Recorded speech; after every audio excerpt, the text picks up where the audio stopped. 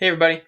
So, kind of like we did in the previous chapters, we're going to begin this one with just general what are the functions of bones, right? So, yeah, you may already know some of this, right? So, some of the more general functions of the bones are support and protection.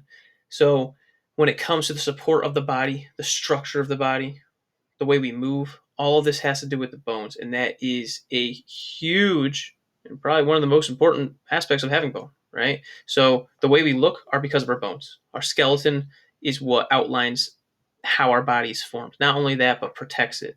So, for example, our rib cage is going to be doing a very important job of protecting all of those vital organs up in this chest cavity. So, really important.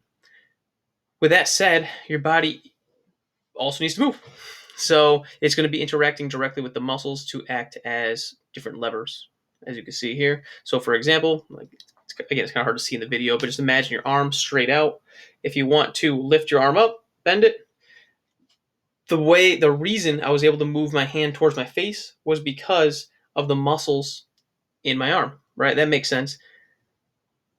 But how are the muscles actually doing their job? I get they're contracting and some are relaxing, and therefore I can move, but they have to be pulling on a bone.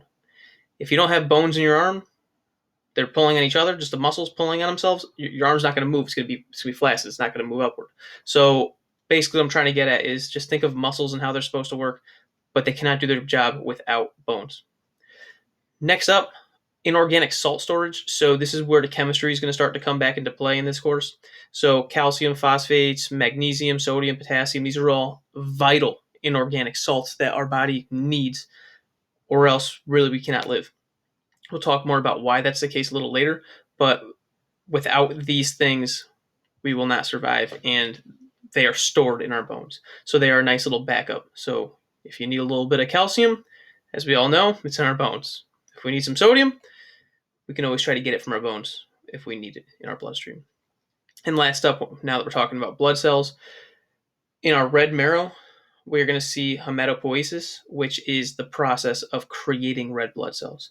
So, if you were not familiar with this, your red blood cells float around in your body and they die very frequently. So, with that said, we need to make more of them. How do we do that? We need to create them, and this happens in our bones. So, let's start to look at all of this in more detail. If you have any questions, please let me know.